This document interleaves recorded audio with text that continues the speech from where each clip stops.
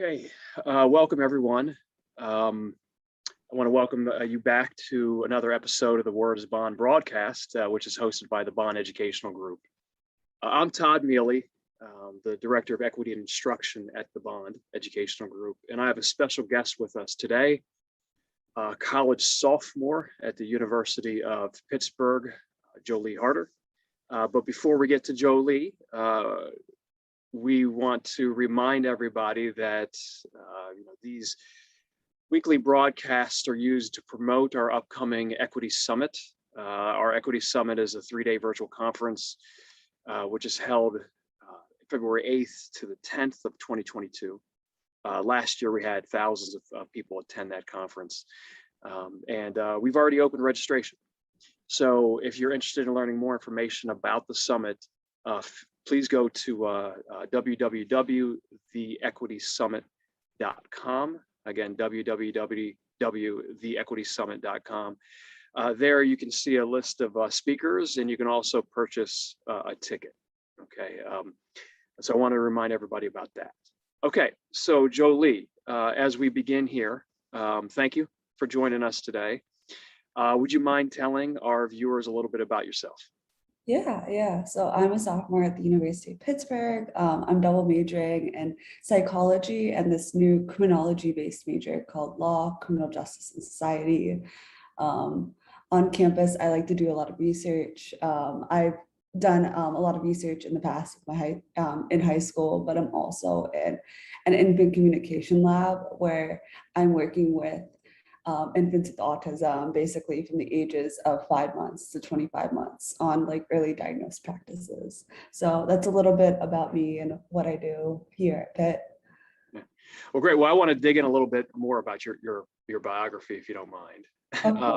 What you didn't hear folks Jolie say is that prior to arriving at the University of Pittsburgh, she was one of 5 winners from the state of Pennsylvania of the STAMP scholarship. Can you tell us a little bit about that? Yeah. So STAMPS is a national scholarship. So many other universities participate in this all over the country. Pitt accepts usually 5 people. My U was an exception. They accepted 6 people from all the applicants at Pitt. So I was very privileged enough to get the STAMP scholarship here at Pitt. And it's been a great program. It really helps with leadership and character and all of that great stuff. Yeah, well, great. So the STAMP scholarship, it amounts to about $150,000, covering full tuition, room and board, books, and more for the 4 years duration at Pitt. Is that right? Do I have that right? Yes, correct. Okay. So you mentioned that you major in psychology and administration of justice. So can you tell us a little bit about that major? Yeah. So psychology. It's pretty good. Like it starts with like general credits, and then I kind of go into whatever area I really want to focus on. So there's a lot of research-based credits that I'll be taking this semester. And I was administration of justice, but I recently just switched to this major called Law, Criminal Justice, and Society. So it literally just came out last semester, and it was like the perfect combination because I was interested in criminology, but the social implications on that. So it was a better mix for me. It's basically very similar classes. So I'm taking like criminology classes, legal studies ones, more like sociology classes, and kind of mixing that together to have like an overall picture of how the legal system impacts sociology and all that kind of stuff. Well, so you've been on campus for a year, and I just want the viewers to know before we get into your research about how busy you've kept yourself. I mean, you completed 1 year, the COVID year where there were restrictions on campus. Mm-hmm. But there's 2 things I kind of want to ask you about that experience. One is, I've been following you for a while here, and you became a Brown Leadership Fellow. Can you tell us what exactly that is? Yeah, so this summer, it's a Pitt program through the School of Social Work, but it's interdisciplinary. So essentially there was like engineers, business students that were also in the social work program.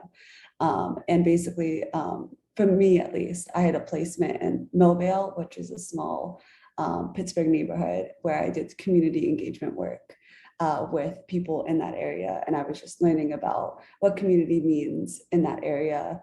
And I worked on projects like developing a free store for the area where they could go in and basically take anything they need clothing wise, that type of thing. I was helping with the baseline research there. I helped set up their first Millville Pride, so like an LGBT celebration. I helped take photos for them and just different little tasks around the community to kind of understand the major issues, what can we do to help, all of that kind of stuff. So Okay. it was a great experience. Great. Now, is that fellowship over? Yes, it just kind of wrapped up. Okay. So your freshman year of college, was 2020, 2021. Mhm. The adjustment to life on campus, which you wouldn't really know the difference pre-COVID and then during COVID restrictions. But did that get in the way of your education or not? I mean, you've seemed to keep yourself pretty busy. Yeah, I love to keep myself busy. I always find something to do. But I'm starting to see the difference now because classes are supposed to be in person this year. And I'm now seeing, because it's a little safer, people are vaccinated. A lot of students are hanging out. There's a lot more like, I'm kind of seeing campus life for the first time, where like last year was mostly like, everything was virtual. It was harder to interact, but academically, I would say it was a little more challenging to kind of meet those connections you would in an academic environment, like meeting the professor, having that personal connection, all of that stuff. So I'm hoping that through this semester, I'll be able to have those bonds and meet my classmates and all of that. Yeah. Well, great. Well, maybe it just gave you more time to work on the topic of today's discussion. So, folks, Jolie is a newly published author. She just weeks ago had her article, which is titled "Children with Disabilities Express Less Concrete Gender-Based Biases: Social Development of Gender Perceptions from Pre-Operational to Formal Operational Stages," published by the Pittsburgh Undergraduate Review. So first of all, Jolie, congratulations on the publication. So how's that feel? It feels really nice. It's been like a long-term project that I've been working on. So Oh, okay. So it's something you headed into Pittsburgh. It was already on your mind as something you wanted to do. yeah, Oh, it's okay. something that I've been developing for a while. Okay. So then I mean, right away, one of the questions I would ask you is this it? So do you move on to a new research project here? But it sounds like this is going to be something ongoing for you. Is that right? Possibly, yeah. I have ways on how I can expand this paper in the future, but we'll see what I do. Okay. Well, can you tell us about the research study? Yeah. So starting my sophomore year of high school, I was offered to be in the science fair. And I was trying to think of brainstorm a project. And I was like, kind of wondering from my own experience as someone non-binary and with academic and physical disabilities, and wondering if because with disabilities, you kind of view the world a little differently as someone neurodivergent. I was wondering if that implicated my perception of gender. So I kind of started with preschoolers at that age. And basically, I wanted to see how they view gender stereotypes. So I interviewed Schreiber, which is like a special needs pediatric preschool center, and my old preschool, which was, they have different names now than when I went, but it was for people with non-disabilities essentially. And I basically interviewed these kids. That was kind of the main purpose. Methodology. The method was basically, I showed them cue cards, black and white cue cards with different clothing items and toys that were relevant to them, like Elmo and that kind of stuff. And I basically asked them one by one, same order every time, like, is this toy or clothing item for a boy, girl, or both? And that's kind of what my procedure looked like for every single kid. And when as I got into junior year, I interviewed elementary school kids, and high school, I interviewed high school kids to kind of look to see how that development worked over time, how their perceptions changed and formed, and to look at the differences between them. So you're looking at different stages of youth, adolescent life to see how gender-based biases develop. Correct. It sounds like you started this research in the middle of your high school years. Yeah. And then, so when you said to us a minute ago that you had already had this in mind as you went off to college, you in a way took the initiative. Wasn't a class project. It was just No. something you were doing in high school. And so you took this data that you had compiled without formal training, and then you took that with you into college. You don't meet many high school students that do that. So I want to ask not the same question, but along the lines of the origins, which is, so when you were a high school sophomore, what was it that inspired you to start to collect this data? Mm-hmm. I mean, I had the opportunity. I was kind of offered to take this opportunity of doing the science fair. They did offer me like a fourth of a credit, very little, but I also I wasn't sure what I wanted to study. So I wanted to take it as an opportunity to kind of try something new, figure out something. So that's kind of like why I started brainstorming. And I ended up really loving the process, that I put so much effort into it. And I continued it all 3 years, like the last 3 years of high school. I did the science fair and I won my division every single year. And it just kind of showed like I was passionate, but also the people judging it, all of that kind of stuff, appreciated the work as well. So I think that was also a motivator to keep going and keep researching something I was already passionate about. Okay. And you didn't follow through on any of this in, say, your psychology class at high school? It was just something you just kind of kept on the back shelf, something you were doing outside of school? Did you ever try to work it into your classes in high school?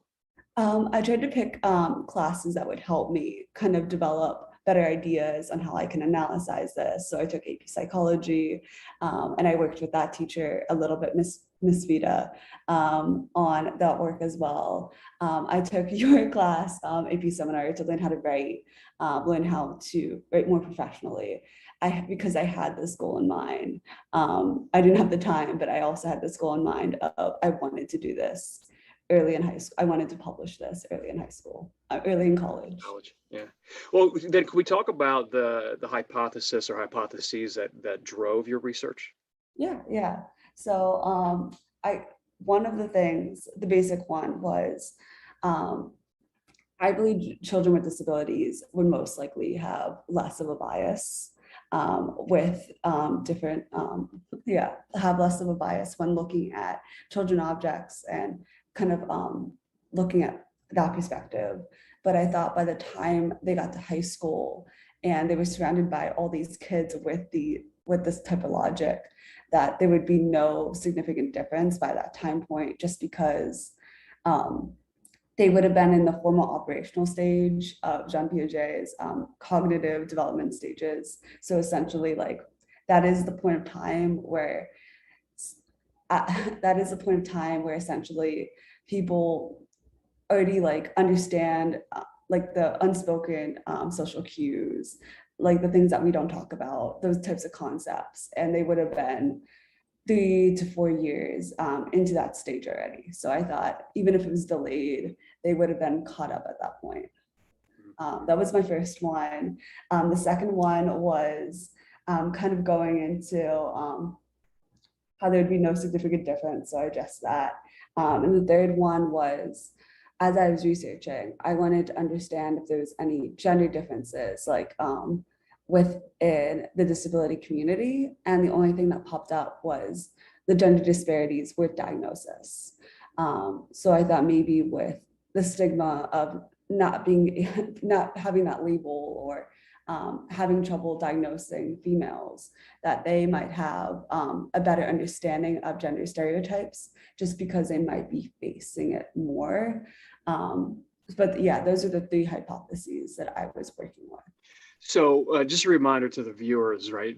These conversations are used to discuss how equity shows up, equity issues show up in various spaces in the educational community. Here, we're talking with a college sophomore from the University of Pittsburgh, Jolie Harder, who has conducted her own research, which talks about the intersection of gender biases and children with disabilities and children without disabilities.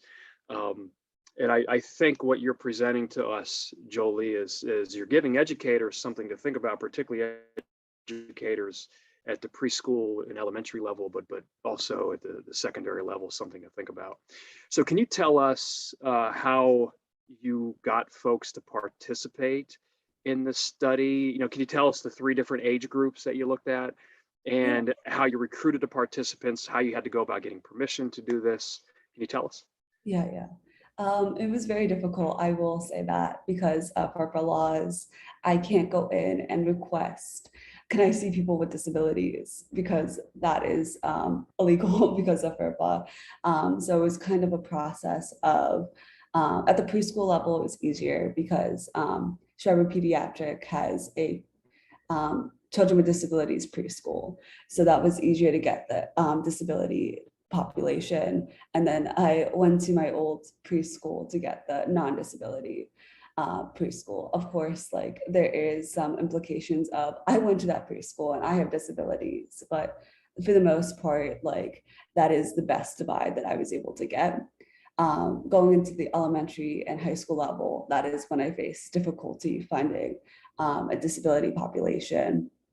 During high school, I was able to get Penn Manor for the non-disabled population and Pennsylvania School for the Deaf for the disabled population. So even though disabilities vary within the study, I did find research for each group of most likely who I was able to get.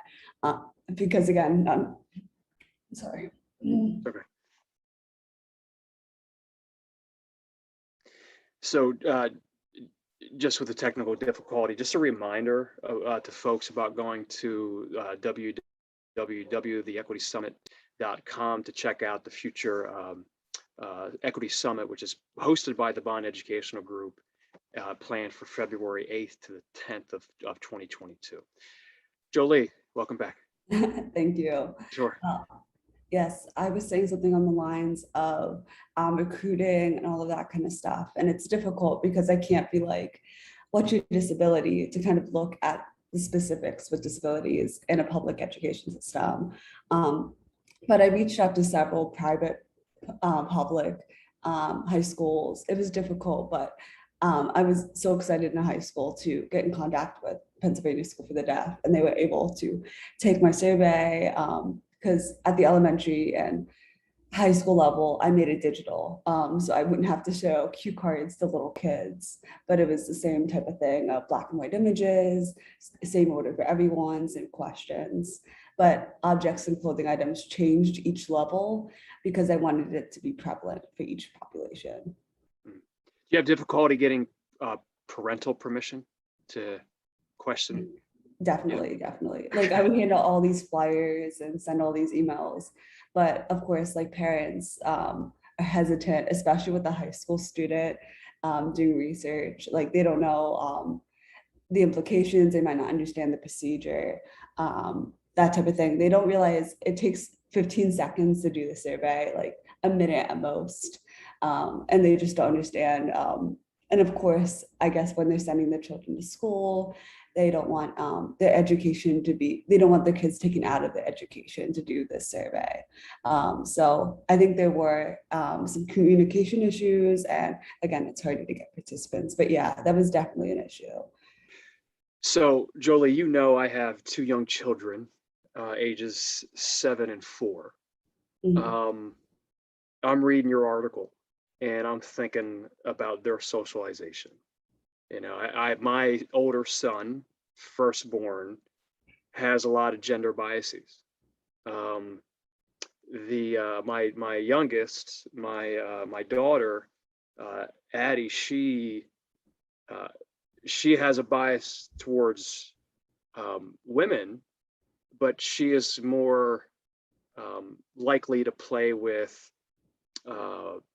something that would be stereotyped as a male toy versus a female toy, where my son just stays away from all of that.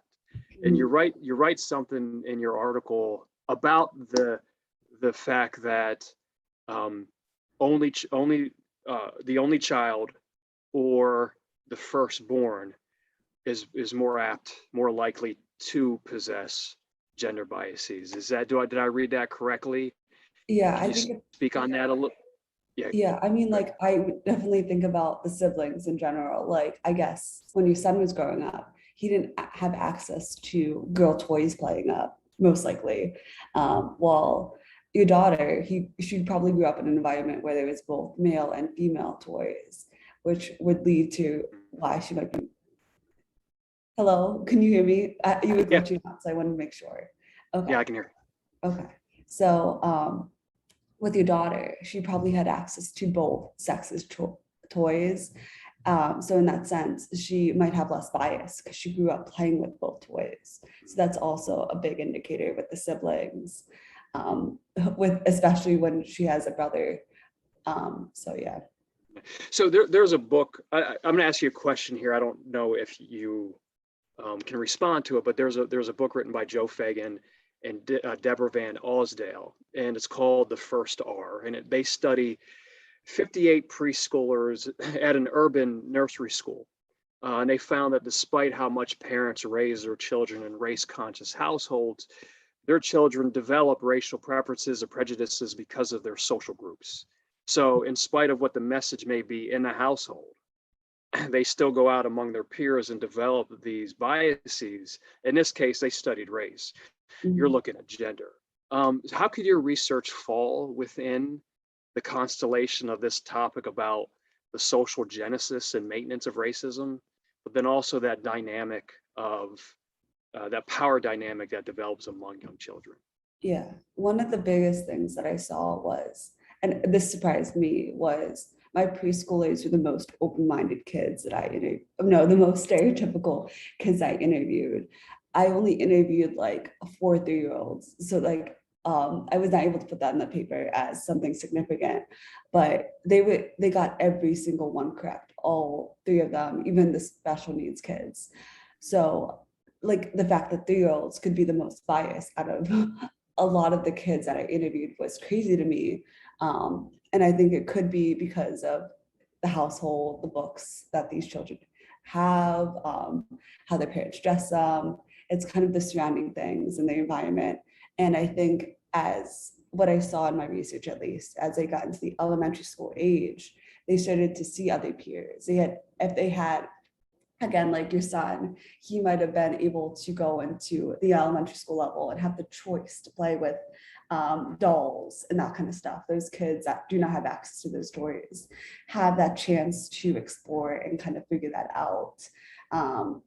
And then as they get into high school, that is when they start to kind of go in the middle of where they were with their opinions between the preschool and elementary level. They kind of go into their opinions. So somewhere in the middle, for the elementary school kids, for the most open-minded, they wanted to kind of figure out their opinions. And I think it was because they were trying to figure out how the situation was with everyone around them. So in that same vein, I'm interested in real world implications. So after conducting your research, do you have any advice for parents or educators on how to deal with young children? Yeah, I think a lot of it is like keeping it open, letting kids play with different toys, no matter if it's like for the opposite sex, like having that choice open without any stigma, with just letting them play freely, letting them dress how they want to. I think a lot of it has to do with being raised, at least with what my research implicated, like the television shows. And of course, you can't control every aspect during development, especially when it's just you as a parent because of television shows and all that kind of stuff. But kind of just keeping in mind and giving the children an option to do something different, like out of that stereotype, to kind of lessen the bias during their developmental stages. Yeah.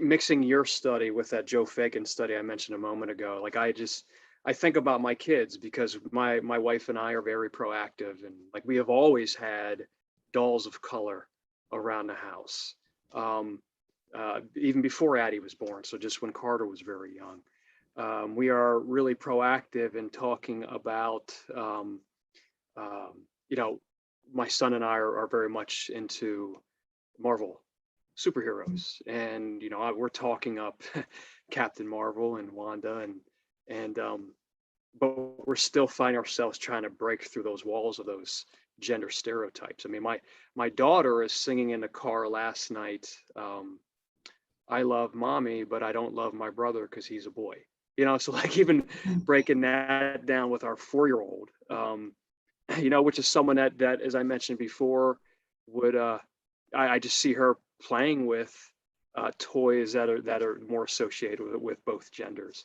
but my son doesn't do that. So anyway, that's what we're dealing with here. So I guess my point is, in spite of how conscious my wife and I are about trying to create our home as a space or a setting that you're describing, you're still dealing with when they leave the household and they go to the sitter during the day, or they go to their preschool or their kindergarten, now first grade. For Carter, you know, they're still dealing with those interactions that we have to confront as well. So with that in mind, this research is not done, I'd imagine. So can you tell us what the next step is, as you still have 3 years yet as an undergrad, but what do you plan on doing with this particular article? I mean, like, right now, I'm working with the Infant Communication Lab. We're dealing with kids that have a really good chance of developing autism. So essentially, like, if an older sibling has autism, it increases the chance of the younger sibling having autism. So we're looking at the younger siblings at the infant age, because right now you can't diagnose someone with autism until they're 3 or higher. So we're looking at the infancy level, but I'm doing a little study in the lab with children with autism, like these infants, with a sibling of the opposite sex, so they have access to all those toys. And I'm basically coding if I'm watching them free play. So I'm watching them do whatever they want for an hour in this area, and watching them see what they decide to play with. Are they deciding to play with the toys that fit their gender, or are they playing with anything that's in grasp? So I'm trying to look to see if there's biases within with these children with autism at this stage of their life. I think I'm looking at 10-month-olds and 12 months and 24 months. So that's kind of the age groups I'm looking at right now in the lab. Okay, well, for everyone, Jolie's article, Children with Disabilities Express Less Concrete Gender-Based Biases, Social Development of Gender Perceptions from Pre-Operational to Formal Operational Stages. Where could we find the article online? If you look up Pittsburgh Undergraduate Review, it's the first edition. So the journal just came out with its first edition. So if you look up Pittsburgh Undergraduate Review, you would be able to find it. It's like just a few articles published under there, and that's where you could find it. Okay, great. If anyone is having trouble locating the article, feel free to reach out to the Bond, and we'll make sure that we send you a link. So before we go, Jolie, thank you very much for taking the time out of your day here to talk about your research. It's fascinating, and we're very proud of what you've accomplished so far as an undergrad. Thank you so much. Thank you so much. Sure. Thank all of you for tuning in today. As a reminder, the Equity Summit is a virtual summit held February 8th to the 10th, 2022. And you can log on to theequitysummit.com to take a look at the speaker list, but also to purchase tickets today. So thanks, everybody. We'll see you next time.